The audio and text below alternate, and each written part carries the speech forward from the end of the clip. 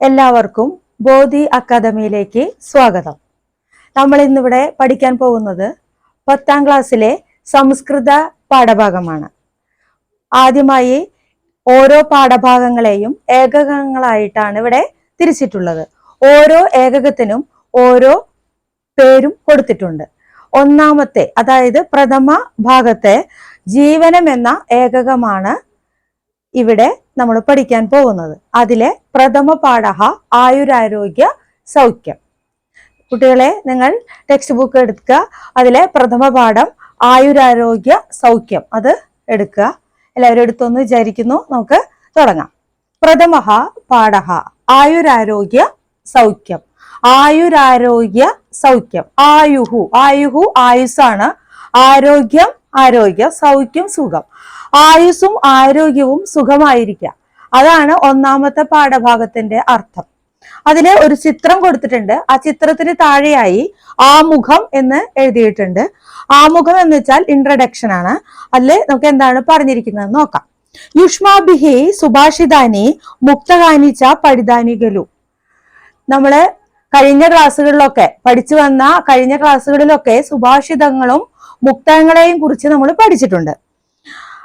ധാർമ്മിക മൂല്യാനി സ്വായത്തീകർത്തും സ്വജീവനെ പ്രയോക്തും ച സുഭാഷിതാനി പ്രയോജനപ്രദാനി. നമ്മുടെ ധാർമ്മിക മൂല്യങ്ങളെ സ്വായത്തമാക്കാനും സ്വന്തം ജീവിതത്തിൽ പ്രയോക്തും ച സുഭാഷിതാനി പ്രയോജനപ്പെടുന്നതുമായ സുഭാഷിതങ്ങൾ എപ്പോഴും വളരെ പ്രയോജനപ്രദമാണ്. അത്ര സുഭാഷിതാവലി ചരക സംഹിത മഹാഭാരതം ചാണക്യനീതി ഇത്യാദിഭ്യഃ ആരോഗ്യ വിഷയ അധിഷ്ഠിതാനി കാനീചന സുഭാഷിതാനി സമാകലിതാനി. ഇവിടെ പറയുന്നത് നമ്മൾ പഠിച്ചിട്ടുണ്ട് സുഭാഷിതങ്ങള്. സുഭാഷിതം എന്ന് പറഞ്ഞാൽ സുഭാഷിതം ഇതി സുഭാഷിതം, നല്ലത് പറയപ്പെടുന്നതിനെയാണ് നമ്മളെ സുഭാഷിതം എന്ന് പറയുന്നത്. ഇവിടെ ഏതാനും സുഭാഷിതങ്ങളാണ് ഈ പാഠഭാഗത്ത് ആയുരാരോഗ്യ സൗഖ്യം എന്ന് പറയുന്ന ഈ പാഠഭാഗത്ത് പറയപ്പെടുന്നത്. അത് ഓരോ പാഠഭാഗത്തു നിന്നും എടുത്തിട്ടുള്ള സുഭാഷിതങ്ങളാണ്. ആ സുഭാഷിതങ്ങൾ ആരോഗ്യ വിഷയങ്ങളെ സംബന്ധിച്ചുള്ള സുഭാഷിതങ്ങളുമാണെന്നാണ് ഇവിടെ പറയുന്നത്. അത് സുഭാഷിതാവലിയിൽ നിന്ന് എടുത്തിട്ടുള്ളവയും ചരകസംഹിതയിൽ നിന്ന് എടുത്തിട്ടുള്ളവയും മഹാഭാരതത്തിൽ നിന്ന് എടുത്തിട്ടുള്ളതും ചാണക്യനീതിയിൽ നിന്നും എടുത്തിട്ടുള്ളതുമായ ആരോഗ്യ വിഷയങ്ങളെ കുറിച്ച് അധിഷ്ഠാനമായിട്ടുള്ള സുഭാഷിതങ്ങളെ കുറിച്ചാണ് ഈ പാഠഭാഗത്ത് പറഞ്ഞിരിക്കുന്നത്. അനുഭവ സഹസ്രേഭ്യഃ ആർജിതം വിജ്ഞാനമേവ സുഭാഷിതരുദ്യുഷ്യതേ. ഇവിടെ 1000 അനുഭവങ്ങളെ കൊണ്ട് ആർജിച്ചെടുത്ത വിജ്ഞാനം കൊണ്ടുള്ള ഈ സുഭാഷിതങ്ങൾ ഇപ്രകാരം പറയപ്പെടുന്നു.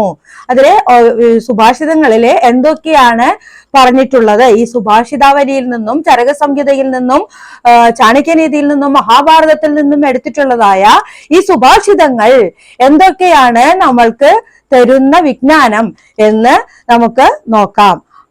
അടുത്തതായി ഒന്നാമത്തെ സുഭാഷിതം നമുക്ക് നോക്കാം.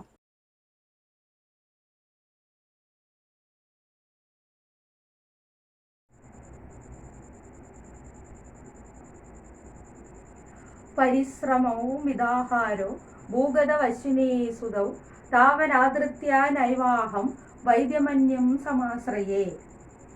ഒന്നുകൂടി നോക്കാം. പരിശ്രമോ മിതാഹാരോ ഭൂഗതവശ്വിനീ സുതൗ താവനാദൃത്യ നൈവാഹം വൈദ്യമന്യം സമാശ്രയേ. അവിടെ ബ്രാക്കറ്റില് സുഭാഷിതാവലിഹി എന്ന് കൊടുത്തിട്ടുണ്ട്. സുഭാഷിതാവലിഹി, ഈ സുഭാഷിതം അല്ലെങ്കിൽ ഈ പദ്യഭാഗം സുഭാഷിതാവലിയിൽ നിന്ന് എടുത്തിട്ടുള്ളതാണ്. നമുക്ക് പദച്ഛേദങ്ങള് നോക്കാം. പരിശ്രമോ മിതാഹാരഃ, പരിശ്രമഃ അധികം മിതാഹാരഃ. ഭൂഗതൗ അശ്വിനീ സുതൗ, ഭൂഗതൗ അധികം അശ്വിനീ സുതൗ. താവനാദൃത്യ, തൗ അധികം അനാദൃത്യ. നൈവാഹം, നാ അധികം ഏവാ അധികം അഹം. വിഗ്രഹഃ മിതാഹാരഃ, മിതശ്ച അസൗ ആഹാരഃ ച. ഇത് നമുക്കറിയാം. ഈ സുഭാഷിതങ്ങളായാലും ഏത് പദ്യഭാഗങ്ങളായാലും അതിനെ അന്വയിച്ച് കണ്ടെത്തിയാൽ മാത്രമേ നമുക്ക് അതിൻ്റെ അന്വയ അർത്ഥങ്ങൾ മനസ്സിലാക്കാൻ സാധിക്കുകയുള്ളൂ. അപ്പോൾ നമുക്ക് പദ്യഭാഗങ്ങളിലെ കൊടുത്തിരിക്കുന്നതിനെ ഓർഡറാക്കി അന്വയിച്ചിട്ട് വേണം അതിനെ അതിൻ്റെ പൂർണ്ണമായ അർത്ഥം മനസ്സിലാക്കാൻ. അപ്പോൾ നമുക്ക് അന്വയത്തിലേക്ക് പോകാം. പരിശ്രമഃ മിതാഹാരഃ ഭൂഗതൗ അശ്വിനീസുതൗ തൗ അനാദൃത്യ അന്യം വൈദ്യം അഹം നൈവ സമാശ്രയേ എന്നുള്ളതാണ് അതിൻ്റെ അന്വയം. ഇനി അന്വയ അർത്ഥങ്ങൾ നോക്കാം. പരിശ്രമഃ മിതാഹാരഃ. പരിശ്രമഃ എന്താണ് പരിശ്രമം? വ്യായാമഃ. പരിശ്രമം എന്ന് പറഞ്ഞാൽ ഇവിടെ അർത്ഥം വ്യായാമഃ എന്നാണ്. മിതാഹാരഃ. മിതാഹാരഃ മിതമായിട്ട് ആഹാരം കഴിക്കുന്നവൻ, അതായത് ആവശ്യത്തിന് മാത്രം ഭക്ഷണം കഴിക്കുക, അവരെയാണ് നമ്മൾ മിതാഹാരഃ എന്ന് പറയാ. അപ്പൊ ഇവിടെ പരിശ്രമഃ മിതാഹാരഃ, വ്യായാമവും മിതാഹാരവും, ആവശ്യത്തിന് ഭക്ഷണം കഴിക്കുന്നതും. ഭൂഗതൗ അശ്വിനീസുതൗ. ഭൂഗതൗ ഭൂമൗ ആഗതൗ, ഭൂമിയിലേക്ക് വന്നു ചേർന്ന. അശ്വിനീസുതൗ അശ്വിനി കുമാരൗ. ആരാണ് അശ്വിനി കുമാരോ? അശ്വിനി കുമാരന്മാര് ആരാണ്? ദേവന്മാരുടെ വൈദ്യന്മാരെയാണ് നമ്മള് അശ്വിനി കുമാരന്മാരെന്ന് പറയാ. അശ്വിനി ദേവന്മാരെന്നൊക്കെ പറയും. അവര് ദേവന്മാരുടെ വൈദ്യന്മാരാണ്. അവർ രണ്ടുപേരാണുള്ളത്. അതുകൊണ്ടാണ് അവിടെ അശ്വിനി കുമാരോ ദ്വിതീയ നമ്മൾ പഠിച്ചിട്ടുണ്ട്. രാമഹ രാമൗ ദ്വിതീയ അല്ലെ, രണ്ടുപേരെ പറയാൻ എപ്പോഴും നമ്മള് ദ്വിതീയാണ് ഉപയോഗിക്കുക. അതുകൊണ്ടാണ് ഇവിടെ അശ്വിനി കുമാരോ, രണ്ടുപേരുണ്ട്, അതുകൊണ്ടാണ് അവിടെ അശ്വിനി കുമാരോ എന്ന് ഉപയോഗിച്ചിരിക്കുന്നത്. തൗ അനാദൃത്യ അവരെ അനുശീലിക്കുന്നവരാരാണോ തയോഹോ അനാദരം കൃത്വ അന്യം വൈദ്യം ഇതരം വൈദ്യം മറ്റൊരു വൈദ്യന്റെ അഹം നൈവ സമാശ്രയേ അഹം ന കഥാപി ആശ്രയാർത്ഥം പ്രാപ്നുയാത്. ഞാൻ മറ്റൊരു വൈദ്യനെ ആശ്രയിക്കുകയില്ല എന്ന്. അതായത് ഇവിടെ പരിശ്രമവും മിതാഹാരവും, വ്യായാമവും മിതാഹാരവും, ആവശ്യത്തിന് മാത്രവും ഭക്ഷണവും കഴിക്കുക, വ്യായാമവും ചെയ്യുന്നത് ആരാണോ അവര് ഭൂമിയിൽ വന്ന അശ്വിനി കുമാരന്മാരാണ്. അപ്പൊ അശ്വിനി കുമാരന്മാരെന്ന് ഇവിടെ ഉദ്ദേശിക്കുന്നത് രണ്ടുപേരായിട്ടുള്ളത് ഇവിടെ ആരാണ്? പരിശ്രമവും മിതാഹാരവും ആണ്, വ്യായാമവും മിതാഹാരവുമാണ്. തൗ അനാദൃത്യ അവരെ അനുശീലിക്കുന്നവർ ആരാണോ അവർക്ക് മറ്റൊരു വൈദ്യനെ ആശ്രയിക്കേണ്ടതായിട്ട് വരുന്നില്ല എന്നാണ് ഈ പദ്യഭാഗത്തിന്റെ അർത്ഥം. ഇനി നമുക്കതിലെ ഭാവാർത്ഥം നോക്കാം. ഭാവാർത്ഥം നോക്കുമ്പോൾ കുറച്ചും കൂടി നിങ്ങൾക്ക് മനസ്സിലാവും. അപ്പൊ ഭാവാർത്ഥ അന്വയാർത്ഥങ്ങളുടെയൊക്കെ താഴെയായിട്ട് ഭാവാർത്ഥ എന്ന് കൊടുത്തിട്ടുണ്ട്, അത് നോക്കുക. വ്യായാമഃ മിതാഹാരഃ ച ആരോഗ്യായ അത്യുത്തമം ഭവതി. വ്യായാമവും മിതാഹാരവും ആരോഗ്യത്തിന് അത്യുത്തമം ഭവതി, വളരെ ഉത്തമമായിട്ടുള്ളതാണ്. തൗ അശ്വിനി കുമാര കൽപ്പൗ വൈദ്യശ്രേഷ്ഠോ ഭവതഃ. അവര് അശ്വിനി കുമാരന്മാരായ വൈദ്യശ്രേഷ്ഠന്മാര് ആകുന്നു. യേ ജനാഹ ഏതത് ദ്വയം അനുശീലയന്തി. ഏതൊരുവനാണോ അല്ലെങ്കിൽ ഏതൊരു ആളുകളാണോ ഏതത് ദ്വയം ഇത് രണ്ടും, ഏതു രണ്ടും? വ്യായാമവും മിതാഹാരവും അനുശീലിക്കുന്നത് തേഷാംകൃതേ അവർക്ക് അന്യസ്യ വൈദ്യസ്യ ആവശ്യകത നാസ്തി ഇത്യാശയഃ. മറ്റൊരു വൈദ്യന്റെ ആവശ്യം വരുന്നില്ല എന്നാണ് ഇതിന്റെ ആശയം. അപ്പോ പരിശ്രമോ മിതാഹാരോ ഭൂഗത വശ്യനീസുതൗ താവനാദൃത്യ നൈവാഹം വൈദ്യമന്യം സമാശ്രയേ എന്നുള്ള പദ്യത്തിന്റെ അർത്ഥം മനസ്സിലായെന്ന് വിചാരിക്കുന്നു. ഇനി നമുക്ക് രണ്ടാമത്തെ പദ്യഭാഗം നോക്കാം.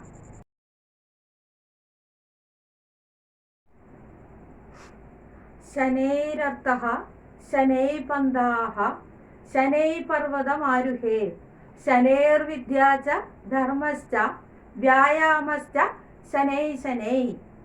ശനൈരർത്ഥഃ ശനൈഃ പന്ഥാഃ ശനൈഃ പർവതമാരുഹേ ശനൈർവിദ്യ ച ധർമ്മശ്ച വ്യായാമശ്ച ശനൈ. അവിടെ ബ്രാക്കറ്റിൽ കൊടുത്തിട്ടുണ്ട് ചാണക്യനീതിഹി. ചാണക്യനീതിയിൽ നിന്നാണ് ആ പദ്യഭാഗം എടുത്തിട്ടുള്ളത്. ആ സുഭാഷിതം എടുത്തിട്ടുള്ളത് ചാണക്യ നീതിയിൽ നിന്ന് എടുത്തിട്ടുള്ളതാണ്. നമുക്ക് പദച്ഛേദങ്ങള് നോക്കാം. ശനൈരർത്ഥഃ, ശനൈഹി അധികം അർത്ഥഃ. ശനൈർവിദ്യ, ശനൈഹി അധികം വിദ്യ. ഇനി നമുക്ക് അന്വയാർത്ഥങ്ങളിലേക്ക് പോകാം. അന്വയം നമ്മൾ പറഞ്ഞു, അന്വയിച്ചാൽ മാത്രമേ നമുക്ക് അതിന്റെ പൂർണ്ണമായ അർത്ഥം ലഭിക്കുള്ളൂ എന്ന് പറഞ്ഞു. അപ്പൊ നമുക്കത് അന്വയത്തിലേക്ക് പോകാം. എല്ലാവരും ടെക്സ്റ്റ് ബുക്കിൽ നോക്കുക. അന്വയഃ അർത്ഥഃ ശനൈഹി പന്ഥാഃ ശനൈഹി ശനൈഹി പർവതം ആരുഹേത്. വിദ്യ ശനൈഹി ധർമ്മഃ ശനൈഹി ച ശനൈഹി വ്യായാമഃ ച. അർത്ഥഃ ശനൈഹി. എന്താണ് അർത്ഥഃ ശനൈഹി? അർത്ഥഃ എന്ന് പറഞ്ഞാല് ഇവിടെ ധനം എന്നാണ്. നമ്മളെ ഈ പദ്യഭാഗം വായിക്കുമ്പോ ശ്രദ്ധിച്ചു, എല്ലാത്തിലും ശനൈഹി ശനൈഹി എന്ന് ആവർത്തിച്ച് വരുന്നുണ്ട്. ഇവിടെ ശനൈഹി എന്ന വാക്കിന്റെ അർത്ഥം മന്ദം, പതുക്കെ എന്നാണ്. ശനൈഹി എന്ന വാക്കിന്റെ അർത്ഥം പതുക്കെ, മന്ദം എന്നുള്ള അർത്ഥമാണ് ഇവിടെ പറയപ്പെടുന്നത്. എങ്കിലും ഓരോ വാക്കുകളുടെ കൂടെ അത് ചേരുമ്പോൾ പതുക്കെ എന്നുള്ള അർത്ഥം മാറി അവിടെ വേറെ അർത്ഥം ആ ശനൈഹി എന്ന വാക്കിന് വരുന്നുണ്ട്. അത് നമുക്ക് ഈ പദ്യഭാഗത്തിലെ അന്വയാർത്ഥങ്ങൾ പറയുമ്പോൾ നിങ്ങൾക്ക് മനസ്സിലാകും. ശ്രദ്ധിക്കാം. അർത്ഥഃ ശനൈഹി. അർത്ഥഃ എന്ന് വെച്ചാല് ധനമാണ്. ശനൈഹി കണശഃ സമ്പാദനീയം. അവിടെ ശനൈഹി എന്നുള്ള വാക്കിന്റെ അർത്ഥം ധനം.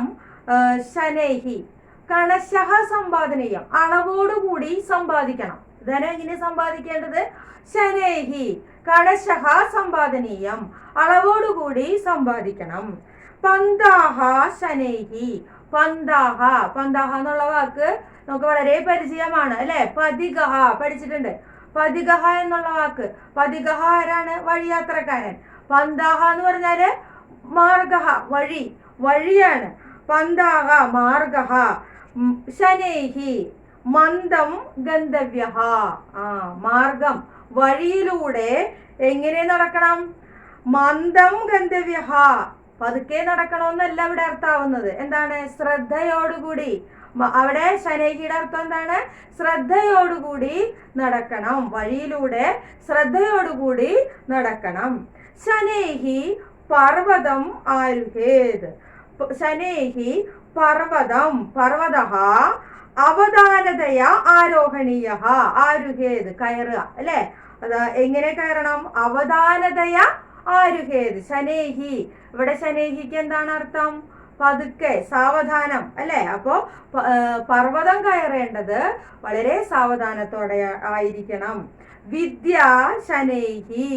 വിദ്യ നിരന്തര അഭ്യാസേന സമ്പാദനീയ. നിരന്തര അഭ്യാസനയ, നിരന്തരമായ പ്രയത്നത്തിലൂടെ, നിരന്തരമായി പരിശ്രമത്തിലൂടെ മാത്രമേ നമുക്ക് വിദ്യ സമ്പാദിക്കാനായിട്ട് സാധിക്കുകയുള്ളൂ. അതാണ് ഇവിടെ ഉദ്ദേശിക്കുന്നത്. വിദ്യ ശനൈഹി. വിദ്യ നിരന്തര അഭ്യാസേന സമ്പാദനീയ. വിദ്യ എങ്ങനെയാണ്? നിരന്തര അഭ്യാസേന, നിരന്തരമായ പരിശ്രമത്തിലൂടെ മാത്രമേ നമുക്ക് സമ്പാദിക്കുവാൻ സാധിക്കുകയുള്ളൂ. ധർമ്മഃ ശനൈഹി ച. ധർമ്മം എങ്ങനെയാണ്? വിവേചനശീലേന ആചരണീയഃ. വിവേചനശീലം. എന്താണ് വിവേചനശീലം? തിരിച്ചറിയുവാനുള്ള കഴിവ്. ധർമ്മം എങ്ങനെയാണ് നമ്മൾ ആചരിക്കേണ്ടത്? തിരിച്ചറിവിലൂടെയാണ് ആചരിക്കേണ്ടത്. ഏതാണ് നല്ലത്, ഏതാണ് ചീത്ത എന്ന് നമ്മൾ എങ്ങനെയാണ് മനസ്സിലാക്കിയെടുക്കേണ്ടത്? വിവേചനശീലതയാ, തിരിച്ചറിവിലൂടെ ആചരണീയഃ, ആചരിക്കണം. ശനൈഹി വ്യായാമഃ ച. അതുപോലെ തഥാ വ്യായാമഃ, അതുപോലെ വ്യായാമവും അവധാനേന കരണീയഃ, സാവധാനത്തിൽ ചെയ്യണം. അപ്പോൾ ഇവിടെ ഓരോ കാര്യങ്ങളും നമ്മളോട് പറഞ്ഞ് അവസാനം അതുപോലെ വ്യായാമവും സാവധാനത്തിൽ ചെയ്യണമെന്ന് പറയാണ് ഇവിടെ. അതായത് നമ്മുടെ ആരോഗ്യത്തിന് വേണ്ടി വളരെ ഉത്തമമായിട്ടുള്ള ഒരു മാർഗമാണ് വ്യായാമം. അതും നമ്മൾ സാവധാനത്തില് അല്ലെങ്കിൽ സാവകാശത്തില് ചെയ്യണമെന്നാണ് ഇവിടെ പറയുന്നത്. അപ്പൊ അർത്ഥം ഒരു പ്രാവശ്യം കൂടി ഞാൻ പറയാം. അർത്ഥഃ ശനൈഹി, അർത്ഥഃ ധനം എങ്ങനെ സമ്പാദിക്കണം? അളവോടുകൂടി സമ്പാദിക്കണം. പന്താഹ ശനൈഹി, വഴിയിലൂടെ ശ്രദ്ധയോടുകൂടി നടക്കണം. ശനൈഹി പർവ്വതം ആരുഹേത്, പർവ്വതം സാവധാനത്തിൽ കയറണം.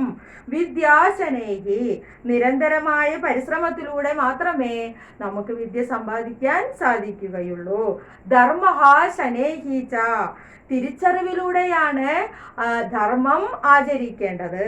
ശനൈഹി വ്യായാമഃ ച, അതുപോലെ വ്യായാമവും സാവധാനത്തിൽ ചെയ്യണം. ഇനി നമുക്ക് ഭാവാർത്ഥം നോക്കുമ്പോൾ നമുക്ക് കുറച്ചും കൂടിയും അത് സ്പഷ്ടമായിട്ട് മനസ്സിലാകും. നോക്കാം. ഭാവാർത്ഥ വിത്തം കണശഃ സമ്പാദനീയം. വിത്തം എന്ന് പറഞ്ഞാല് ധനമാണ്. അത് കണശഃ സമ്പാദനീയം, ഞാൻ നേരത്തെ പറഞ്ഞു, അളവോടുകൂടി സമ്പാദിക്കണം. മാർഗേണ മന്ദം മന്ദം ഗന്ധവ്യം, വളരെ ശ്രദ്ധയോടുകൂടി മാർഗത്തിലൂടെ നടക്കണം. പർവ്വതാരോഹണം അവധാനതയ കരണീയം, പർവ്വത കയറ്റം സാവധാനത്തിൽ ചെയ്യണം. വിദ്യ കാലക്രമേണ സമ്പാദനീയ, വിദ്യ കാലക്രമേണ നിരന്തരമായ പരിശ്രമത്തിലൂടെ സമ്പാദിക്കാം. യുക്ത അയുക്ത വിവേചനേന ധർമ്മഃ ആചരണീയഃ, യുക്തമായതും ഏതാണ് അയുക്തമായതും, അതായത് നല്ലതും ചീത്തയും ഏതാണെന്ന് ഉള്ള വിവേചനശീല, ആ തിരിച്ചറിവിലൂടെ ധർമ്മം ആചരിക്കണം. ഏവം വ്യായാമശ്ച മന്ദമേവ കരണീയഃ, അതുപോലെ തന്നെ വ്യായാമവും സാവകാശത്തിൽ ചെയ്യണം. അപ്പോൾ രണ്ടാമത്തെ പദ്യത്തിന്റെ അർത്ഥം മനസ്സിലായെന്ന് വിചാരിക്കുന്നു. ഇനി നമുക്ക് അടുത്ത മൂന്നാമത്തെ പദ്യത്തിലേക്ക് പോകാം. പദ്യം നോക്കാം.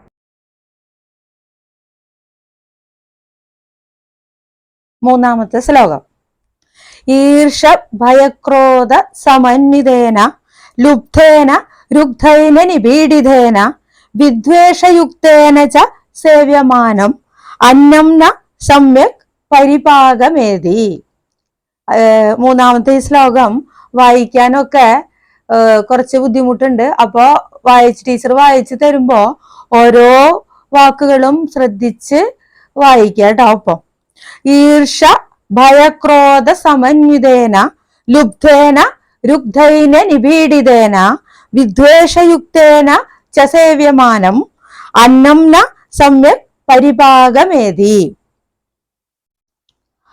അതില് വിഗ്രഹ കൊടുത്തിട്ടുണ്ട് ടെക്സ്റ്റ് ബുക്കില്, നമുക്ക് നോക്കാം. ഈർഷ ഭയക്രോധ സമന്വിതേന, ഈർഷ ച ഭയശ്ച ക്രോധശ്ച ഏഷാം സമാഹാരഃ ഈർഷ ഭയക്രോധാൻ തേന സമന്വിതഃ. ഈർഷ ഭയക്രോധ സമന്വിതാഃ തേന ഈർഷ ഭയക്രോധ സമന്വിതേന രുഗ്ധൈന നിപീഡിതേന രുജ ദൈനേന വ നിപീഡിതാഃ രുഗ്ധൈന നിപീഡിതാഃ തേന രുഗ്ധൈന നിപീഡിതേന. ഇനി നമുക്ക് അന്വയത്തിലേക്ക് പോകാം. അന്വയം നോക്കാം.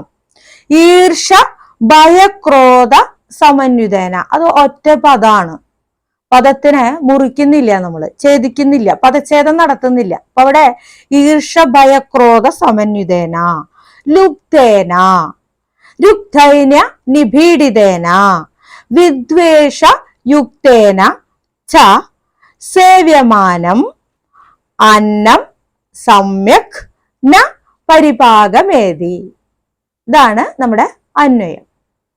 ഇനി നമുക്ക് അന്വയത്തിന്റെ അന്വയാർത്ഥത്തിലേക്ക് വരാം.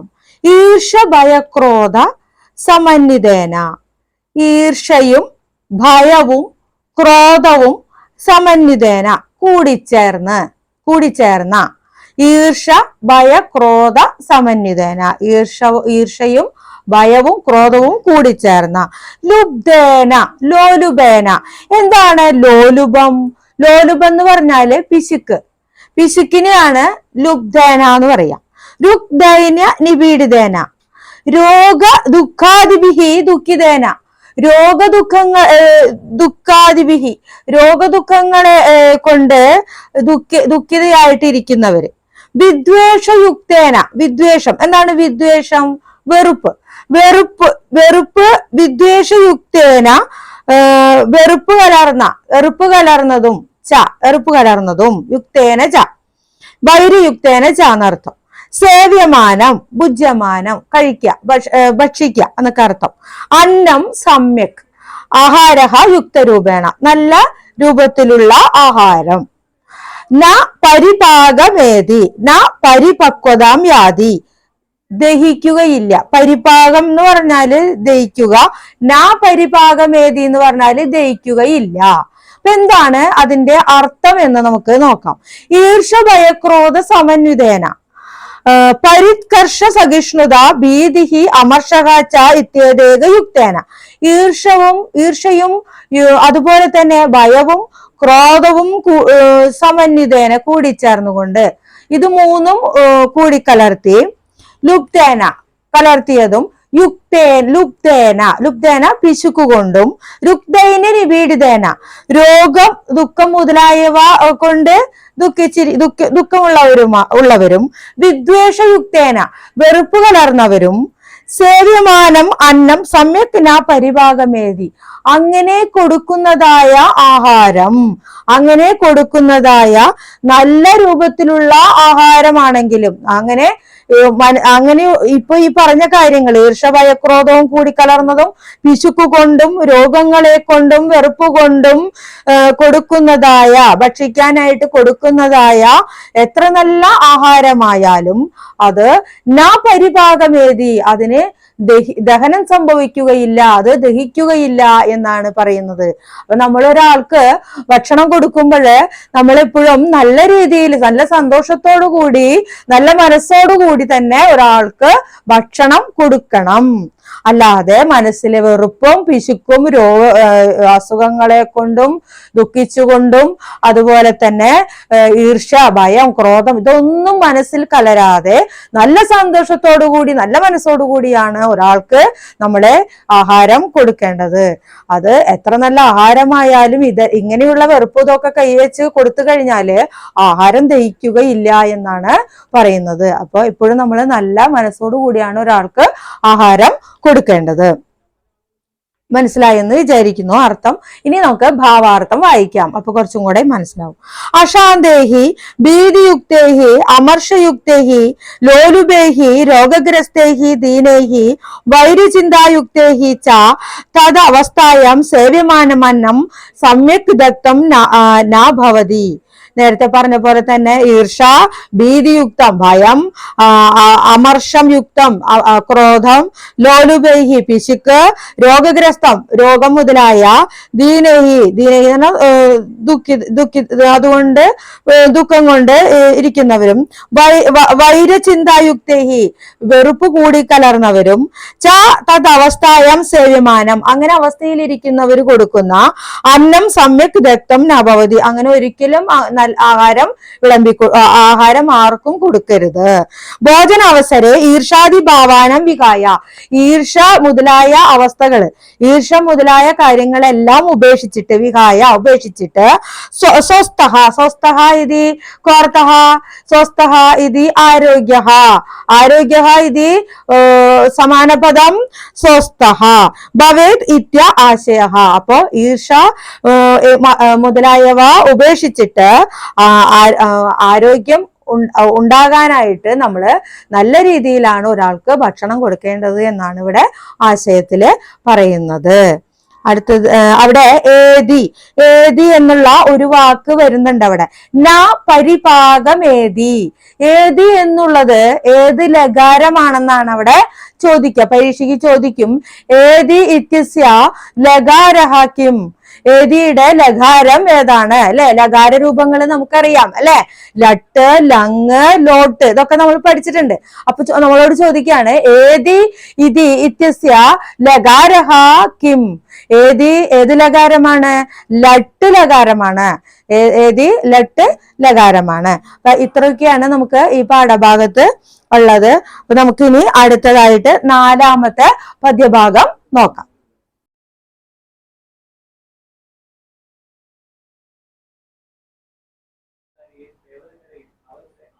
4-ാമത്തെ ശ്ലോകം. ആത്മാനമേവ മന്യേത കർത്താരം സുഖദുഃഖയോഹോ തസ്മശ്രേയസ്കരം മാർഗം പ്രതിപദ്യേത ന ത്രസേത്. ഒരു പ്രാവശ്യം കൂടി ടീച്ചർ വായിക്കുക. അതായത് ശ്രദ്ധിച്ചിരിക്കുക, ഓരോ വാക്കുകളും ശ്രദ്ധിച്ച് നോക്കുക.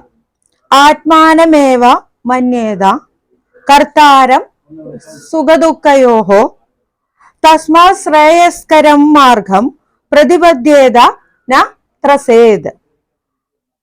അവിടെ ആദ്യം നമുക്ക് അതിന്റെ പദച്ഛേദം നോക്കാം.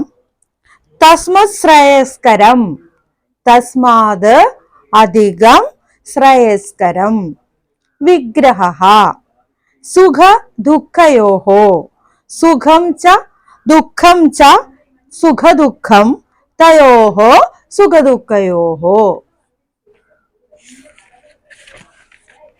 ഇനി അന്വയം, അന്വയവും അന്വയ അർത്ഥങ്ങളും നോക്കാം. അന്വയ സുഖ ദുഃഖയോഹോ കർത്താരം ആത്മാനമേവ മന്യേത തസ്മാത് ശ്രേയസ്കരം മാർഗം പ്രതിപദ്യേത ന ത്രസേത്. അതാണ് അതിന്റെ അന്വയം. നമ്മൾ പറഞ്ഞിരുന്നു, അന്വയിച്ച് ആണ് നമുക്ക് അതിന്റെ പൂർണ്ണമായ അർത്ഥം ലഭിക്കുകയുള്ളൂ എന്ന് നോക്കാം. പിന്നെ അതിന്റെ അന്വയ അർത്ഥങ്ങൾ എന്താണെന്നുള്ളത് നോക്കാം. സുഖ ദുഃഖയോഹോ കർത്താരം, സുഖസ്യ ദുഃഖസ്യ ച കർത്താരം, സുഖത്തിന്റെയും ദുഃഖത്തിന്റെയും കാരണം. സുഖ ദുഃഖയോഹോ കർത്താരം, സുഖത്തിന്റെയും ദുഃഖത്തിന്റെയും കാരണം. ആത്മാനമേവ മന്യേത, സ്വയമേവ. ആത്മാനമേവ അർത്ഥഃ കോർത്ഥഃ സ്വയമേവ. ആത്മാനമേവ എന്ന് വെച്ചാല് സ്വയം, നമ്മൾ തന്നെ എന്നുള്ള അർത്ഥമാണ് അവിടെ. മന്യേത മനസ്സിലാക്കണം, അവഗച്ഛേത്. അവിടെ സുഖദുഃഖയോഹോ കർത്താരം, സുഖദുഃഖയോഹോ കർത്താരം, സുഖസ്യ ദുഃഖസ്യ ച കർത്താരം, സുഖത്തിന്റെയും ദുഃഖത്തിന്റെയും കാരണം. ആത്മാനമേവ മന്യേത, നമ്മൾ തന്നെയാണ്, സ്വയമേവ, നമ്മൾ സ്വയം തന്നെയാണ് അല്ലെങ്കിൽ നമ്മൾ തന്നെയാണ് എന്ന് നമ്മൾ മനസ്സിലാക്കണം. തസ്മാത് ശ്രേയസ്കരം മാർഗം, തസ്മാത് അതുകൊണ്ട്, ശ്രേയസ്കരം തസ്മാത് ആ മഹത്തായ മാർഗം വഴിയിലേക്ക്, തസ്മാത് മഹത്തരം പന്ഥാനം ആ മഹത്തായ വഴിയിലേക്ക്, പ്രതിപദ്ധ്യത പ്രാപിച്ചാലും, പ്രതിപദ്ധ്യത പ്രാപ്സ്യത, പ്രാപ്സ്യത എന്ന് പറഞ്ഞാല് പ്രാപിച്ചാലും. ന ത്രസേത് എങ്ങനെ, മാ ബൈഷിഹി ഭയമില്ലാതെ, ഭയമില്ലാതെ പ്രാപിച്ചാലും എന്നാണ് ഇവിടെ അന്വയാർത്ഥത്തില് പറഞ്ഞിരിക്കുന്നത്. എന്താണ് അതിൽ നിന്ന് മനസ്സിലായത്? സുഖദുഃഖങ്ങൾക്ക് കാരണം, സുഖവും ഉണ്ടാകും, ഒരു മനുഷ്യനായി കഴിഞ്ഞാൽ സുഖവും ഉണ്ടാകും ദുഃഖവും ഉണ്ടാകും. ആ സുഖദുഃഖങ്ങൾക്ക് കാരണം നമ്മൾ തന്നെയാണ് എന്ന് നമ്മൾ മനസ്സിലാക്കണം. ആ മാർഗത്തിലേക്ക്, ആ മഹത്തായ മാർഗത്തിലേക്ക്, ശ്രേയസ്കരം മാർഗം ആ മഹത്തായ വഴിയിലേക്ക് ഭയപ്പെടാതെ പ്രാപിച്ചാലും, പേടികൂടാതെ ആ മാർഗത്തിലേക്ക് നമ്മൾ പ്രാപിച്ചാലും, മനസ്സിലാക്കിയാലും എന്നുള്ള അർത്ഥമാണ് അവിടെ. അപ്പൊ നമ്മൾ മനസ്സിലാക്കണം, നമ്മൾക്ക് നമ്മുടെ സുഖത്തിന്റെയും ദുഃഖത്തിന്റെയും കാരണം നമ്മൾ തന്നെയാണ് എന്ന് നമ്മൾ മനസ്സിലാക്കണം. അത് ഭയമില്ലാതെ നമ്മൾ ആ മാർഗത്തിലേക്ക് പ്രാപിച്ചാലും, മാർഗത്തിലേക്ക് പ്രവേശിച്ചാലും എന്നാണ് അവിടെ പറയുന്നത്. അടുത്തത് ഭാവാർത്ഥമാണ്. ഭാവാർത്ഥം വായിക്കാം. ജീവിതേ സുഖസ്യ ദുഃഖസ്യ ച ഹേതുഹു സ്വസ്യ കർമ്മ ഏവേദി അവഗച്ഛേത്. ജീവിതത്തിലെ സുഖസ്യ ദുഃഖസ്യ ച ഹേതുഹു, സുഖത്തിന്റെയും ദുഃഖത്തിന്റെയും കാരണം സ്വസ്യ കർമ്മ ഏവേദി അവഗച്ഛേത്, സ്വന്തം പ്രവർത്തികൾ തന്നെയാണെന്ന് മനസ്സിലാക്കണം. ഏവം തർഹി മഹത്തരം പന്ഥാനം പ്രാപ്നുയാത്, ഇപ്രകാരത്തിലുള്ള മഹത്തായ വഴികള് പ്രാപിച്ചാലും. ഏത് വിഷയേ ഭയസ്യ ആവശ്യകത നാസ്തി ഇത്യ ആശയ, ഈ വിഷയത്തിൽ ഭയസ്യ ആവശ്യകത, ഭയത്തിന്റെ ആവശ്യം നാസ്തി ഇത്യാശയ ഭയത്തിന്റെ ആവശ്യകത ഇല്ല എന്നാണ് ഇവിടെ ആശയത്തില് പറഞ്ഞിട്ടുള്ളത്. അപ്പോ ഭാവാർത്ഥവും ഇവിടെ മനസ്സിലായെന്ന് വിചാരിക്കുന്നു. ഇനി നമുക്ക് അതില് നാലാമത്തെ ശ്ലോകവും കഴിഞ്ഞു. ഇനി ഒരു ശ്ലോകം കൂടി ഉണ്ട്, 5-ാമത്തെ ശ്ലോകമാണ്. അത് നമുക്ക് പഠിക്കാം.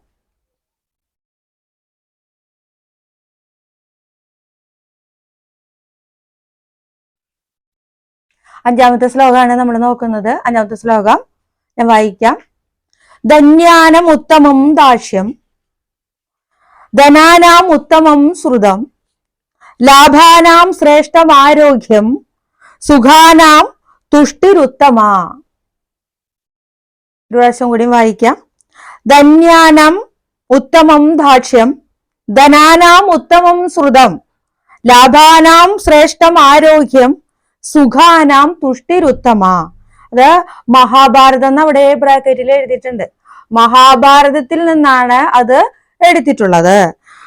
അതില് പദച്ഛേദം നോക്കാം. നമുക്ക് പദച്ഛേദം നോക്കാം. തുഷ്ടിരുത്തമ, തുഷ്ടിഹി അധികം ഉത്തമ. ഇനി നമുക്ക് അന്വയാർത്ഥം നോക്കാം. ധന്യാനം ദാക്ഷ്യം ഉത്തമം, ധനാനം ശ്രുതം ഉത്തമം, ലാഭാനം ആരോഗ്യം ശ്രേഷ്ഠം, സുഖാനാം തുഷ്ടിഹി ഉത്തമം. അപ്പൊ അവിടെ എല്ലാം ഉത്തമമായിട്ടുള്ള വളരെ ശ്രേഷ്ഠമായിട്ടുള്ള കാര്യങ്ങളെ കുറിച്ചാണ് അവിടെ പറയുന്നത്. നമുക്ക് അന്വയാർത്ഥങ്ങള് നോക്കാം. അത് കഴിഞ്ഞിട്ട് നമുക്ക് അതിന്റെ അർത്ഥം പൂർണ്ണമായും പറയാം. ധന്യാനം ദാക്ഷ്യം ഉത്തമം, കൃതകൃത്യേഷു സാമർത്ഥ്യം ശ്രേഷ്ഠം. എന്താണ് ധന്യാനാം ദാക്ഷ്യം ഉത്തമം? പ്രവർത്തികള്, കൃതകൃത്യേഷു പ്രവർത്തികളെ ചെയ്യാൻ, പ്രവർത്തികൾ നന്നായി ചെയ്യാൻ ഉള്ള കഴിവിനെയാണ് നമ്മൾ എന്തെന്ന് പറയുന്നത്? സാമർഥ്യം എന്ന് പറയുന്നത്. പ്രവർത്തികള് ചെയ്യുവാനുള്ള കഴിവിനെയാണ് സാമർഥ്യം എന്ന് പറയുന്നത്. അപ്പൊ ഇവിടെ അതുകൊണ്ടാണ് പറയുന്നത് ധന്യാനം ദാക്ഷ്യം ഉത്തമം. പ്രവർത്തികൾ നന്നായി ചെയ്യാനുള്ള കഴിവിനെയാണ് സാമർഥ്യം എന്ന് പറയുന്നത്. അതാണ്, സാമർഥ്യമാണ് അവിടെ ശ്രേഷ്ഠമായിട്ടുള്ളത് എന്ന് പറയുന്നു. ധനാനാം ശ്രുതം ഉത്തമം, ധനാനാം ധനേഷു ശാസ്ത്രം ശ്രേഷ്ഠം. നമ്മൾ തേടുന്ന ശ്രേഷ്ഠമായ ശാസ്ത്രം, അതാണ് ആ അറിവ്, അതാണ് ശാസ്ത്രം. ശാസ്ത്രം എന്ന് പറഞ്ഞാൽ അവിടെ അറിവാണ്. അതാണ് നമ്മുടെ, ആ അറിവാണ് നമ്മുടെ ധനം. ധനം എന്ന് പറയുന്നത് ധനാനാം ശ്രുതം ഉത്തമം, ധനേഷു ശാസ്ത്രം ശ്രേഷ്ഠം. നമ്മൾ നേടുന്ന അറിവാണ് നമ്മുടെ ധനം. അതാണ് വളരെ ശ്രേഷ്ഠമായിട്ടുള്ള ധനം എന്നാണ് അവിടെ പറയുന്നത്. ലാഭാനം ആരോഗ്യം ശ്രേഷ്ഠം, ലാഭേഷു സ്വസ്ഥ്യം പ്രധാനം. ആരോഗ്യം എന്ന് പറഞ്ഞാൽ സ്വസ്ഥ്യം എന്നുള്ള വാക്കാണ്. അതൊരു സമാന പദമാണ്. ആരോഗ്യത്തിന്റെ തുല്യ അർത്ഥം വരുന്ന പദമാണ് സ്വസ്ഥ്യം. ആരോഗ്യം തന്നെയാണ് അർത്ഥം. അവിടെ ലാഭാനാം ആരോഗ്യം ശ്രേഷ്ഠം, ലാഭേഷു സ്വസ്ഥ്യം പ്രധാനം. ഏറ്റവും പ്രധാനമായിട്ടുള്ള ലാഭം എന്ന് പറയുന്നത് നമ്മുടെ ആരോഗ്യമാണ്. അവിടെ ഏറ്റവും ശ്രേഷ്ഠമായിട്ടുള്ള ലാഭം എന്ന് പറയുന്നത് നമ്മുടെ ആരോഗ്യമാണ്. സുഖാനാം തുഷ്ടിഹി ഉത്തമ ഭവതി. സുഖാനം സംതൃപ്തി, സുഖേഷു തൃപ്തിഹി ശ്രേഷ്ഠ ഭവതി. സംതൃപ്തികളിൽ വെച്ച് ഏറ്റവും ശ്രേഷ്ഠമായിട്ടുള്ളത് എന്താണ്? തൃപ്തിയാണ്, സംതൃപ്തിയാണ്. അപ്പോ സുഖേഷു തൃപ്തിഹി ശ്രേഷ്ഠ ഭവതി. സുഖങ്ങളിൽ വെച്ച് ഏറ്റവും ശ്രേഷ്ഠമായിട്ടുള്ളത് തൃപ്തിയാണ്, സംതൃപ്തിയാണ്. അതാണ് ഇവിടെ പറയുന്നത്. അപ്പോ ഒന്നുകൂടി നമുക്ക് പറയാം. ധന്യാനം ദാക്ഷ്യം ഉത്തമം, പ്രവൃത്തികൾ നന്നായി ചെയ്യാനുള്ള കഴിവാണ് സാമർത്ഥ്യം, അതായത് വളരെ ശ്രേഷ്ഠമായിട്ട് കണക്കാക്കപ്പെടുന്നത്.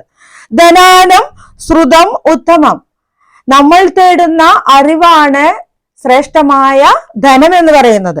ലാഭാനം ആരോഗ്യം ശ്രേഷ്ഠം, ഏറ്റവും പ്രധാന ശ്രേഷ്ഠമായിട്ട് പറയുന്ന ലാഭം ആരോഗ്യമാണ്. സുഖാനാം തുഷ്ടിഹി ഉത്തമാ ഭവതി. അവിടെ സുഖങ്ങളിൽ വെച്ച് ഏറ്റവും ശ്രേഷ്ഠമായിട്ടുള്ളത് സംതൃപ്തിയാണ്, തൃപ്തിയാണ് എന്നാണ് ഈ മഹാഭാരതത്തിലെ ഈ 5ാമത്തെ ശ്ലോകത്തില് പറയുന്നത്. അടുത്തത് ഭാവാർത്ഥമാണ്. ഭാവാർത്ഥം വായിക്കുമ്പോൾ നിങ്ങൾക്ക് കുറച്ചും കൂടി അതിനെക്കുറിച്ച് മനസ്സിലാവും.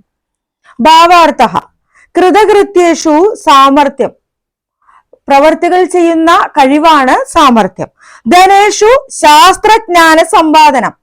ശാസ്ത്രജ്ഞാനങ്ങൾ സമ്പാദിക്കുക എന്നുള്ള ശ്രേഷ്ഠമായിട്ടുള്ള ധനമാണ് ആ അറിവ്. ശാസ്ത്രങ്ങളും ജ്ഞാനവും സമ്പാദിക്കുക എന്നുള്ള ഏറ്റവും ശ്രേഷ്ഠമായ ധനമാണ് ശാസ്ത്രജ്ഞാന സമ്പാദനം. ലാഭേഷു സ്വസ്ഥ്യം. ലാഭങ്ങളിൽ ഏറ്റവും ശ്രേഷ്ഠമായിട്ടുള്ളത് സ്വസ്ഥ്യമാണ്, ആരോഗ്യമാണ്. സുഖേഷു തൃപ്തിഹി ച ശ്രേഷ്ഠാനി ഇത്യാശയ. സുഖങ്ങളിൽ വെച്ച് ഏറ്റവും ശ്രേഷ്ഠമായിട്ടുള്ളത് സംതൃപ്തി, തൃപ്തിയാണ് എന്നാണ് ഇവിടെ ആശയത്തിൽ ഭാവാർത്ഥത്തില് പറയുന്നത്. അപ്പോ 5ാമത്തെ ശ്ലോകത്തിന്റെയും അർത്ഥം മനസ്സിലായെന്ന് വിചാരിക്കുന്നു. ഇനി നമ്മൾക്ക് കുറച്ച് പഠന പ്രവർത്തനങ്ങളെ നോക്കാം. പഠന പ്രവർത്തനാനി കഴിഞ്ഞ ക്ലാസ്സിൽ പഠിച്ച 5 ശ്ലോകഭാഗങ്ങളിലെ പഠന പ്രവർത്തനങ്ങളെ കുറിച്ചാണ് നമ്മളിപ്പോൾ പഠിക്കാൻ പോകുന്നത്. അതിലെ ആദ്യത്തെ ശ്ലോകമായ പരിശ്രമോ മിതാഹാരോ എന്ന് തുടങ്ങുന്ന ശ്ലോകത്തിലെ പഠന പ്രവർത്തനങ്ങൾ നമുക്ക് നോക്കാം. അസ്മിൻ ശ്ലോകേ ക്രിയാപദം കിം. അസ്മിൻ ശ്ലോകേ, ഈ ശ്ലോകത്തിലെ ക്രിയാപദം ഏതാണ്? സമാശ്രയേ. സമാശ്രയേ എന്ന പദമാണ് അതിലെ ക്രിയാപദം. ഭൂഗതൗ അശ്വിനി സുതൗ കൗ പരിശ്രമ മിതാഹാരൗ കം ന സമാശ്രയേ. വൈദ്യമന്യം അല്ലെ, ആരെയാണ് ആശ്രയിക്കേണ്ട ആവശ്യമില്ല, അല്ലെങ്കിൽ മറ്റൊരു വൈദ്യന്റെ ആവശ്യമില്ല എന്ന് നമ്മൾ പഠിച്ചു. അപ്പൊ ആരാണ് അവിടെ? വൈദ്യമന്യം, മറ്റൊരു വൈദ്യനെ. പരിശ്രമഃ ഇതി പദസ്യ അർത്ഥം കിം. പരിശ്രമം എന്ന പദത്തിന്റെ അർത്ഥം എന്താണ്? വ്യായാമഃ. ഏകപദം ലിഖത. എല്ലായ്പ്പോഴും പരീക്ഷയ്ക്ക് ചോദിക്കുന്ന ഒരു ക്വസ്റ്റ്യൻ ആണ് ഏകപദം ലിഖത എന്നുള്ളത്. മിതശ്ച അസൗ ആഹാരഃ ച മിതാഹാരഃ എന്ന് നിങ്ങളുടെ ടെക്സ്റ്റ് ബുക്കില് കൊടുത്തിട്ടുണ്ട്, വിഗ്രഹ കൊടുത്തിട്ടുണ്ട്. അതുപോലെ ഹിതശ്ച അസൗ ആഹാരഃ ച, അതെന്തായിരിക്കും? ഹിതകാരഃ. അല്പശ്ച അസൗ ആഹാരഃ ച അല്പാഹാരഃ. അപ്പൊ ഇതൊക്കെയാണ് 1ാമത്തെ ശ്ലോകഭാഗത്തിലെ പഠന പ്രവർത്തനങ്ങൾ. ഇനി നമുക്ക് 2ാമത്തെ ശ്ലോകത്തിലെ പഠന പ്രവർത്തനങ്ങൾ നോക്കാം. ശനൈരർത്ഥഃ ശനൈഹി പന്ഥാഃ എന്ന് തുടങ്ങുന്ന 2ാമത്തെ ശ്ലോകഭാഗത്തെ പഠന പ്രവർത്തനങ്ങൾ നോക്കാം. കണശഃ സമ്പാദനീയം കിം. അളവോടുകൂടി, വളരെ അളവോടുകൂടി സമ്പാദിക്കേണ്ടത് എന്താണ്? അർത്ഥഃ. എന്താണ് അർത്ഥഃ? അർത്ഥഃ എന്ന് പറഞ്ഞാല് ധനമാണ്, ധനം. നിരന്തര അഭ്യാസേന സമ്പാദനീയം കിം. നിരന്തരമായ പരിശ്രമത്തിലൂടെ സമ്പാദിക്കുന്നത് എന്താണ്? വിദ്യ. വിവേചനശീലേന ആചരണീയഃ കിം. വിവേചനശീലേന തിരിച്ചറിവിലൂടെ ആചരിക്കേണ്ടത് എന്താണ്? ധർമ്മഃ. അവധാനേന കരണീയഃ കിം. സാവധാനത്തിൽ ചെയ്യേണ്ടത് എന്താണ്? വ്യായാമഃ. ഇനി നമുക്ക് 3ാമത്തെ ശ്ലോകഭാഗത്തെ പഠന പ്രവർത്തനങ്ങൾ നോക്കാം. ഈർഷ ഭയക്രോധ സമന്വിതേന എന്ന് തുടങ്ങുന്ന ശ്ലോകഭാഗത്തിലെ പഠന പ്രവർത്തനങ്ങൾ. ഈർഷ ഭയക്രോധ സേവ്യമാനം കിം ന പരിപാകമേതി.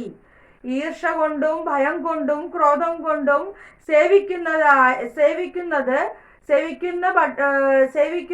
കൊടുക്കുന്നത് കിം ന പരിപാകമേതി, അത് ദഹിക്കുകയില്ല. എന്താണ് ദഹിക്കാത്തത്? അന്നം.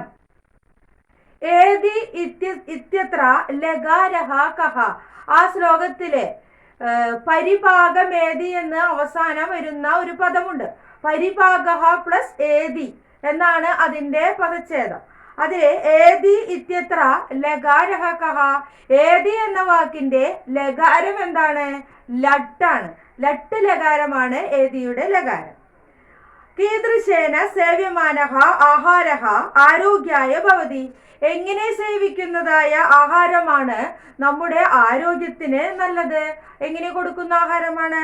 സ്വസ്ഥ ചിത്തേന, സ്വസ്ഥമായ മനസ്സോടുകൂടി, നല്ല മനസ്സോടുകൂടി കൊടുക്കുന്ന ആഹാരമാണ് നമുക്ക് കൊടുക്കുന്ന ആഹാരമാണ് നമുക്ക് എപ്പോഴും പരിപാകമാകുന്നത്, ദഹിക്കുന്നത്. ക്രോധഃ ഇതി പദസ്യ സമാനാർത്ഥക പദം. ക്രോധം എന്ന പദത്തിന്റെ സമാനാർത്ഥക പദം എന്താണ്?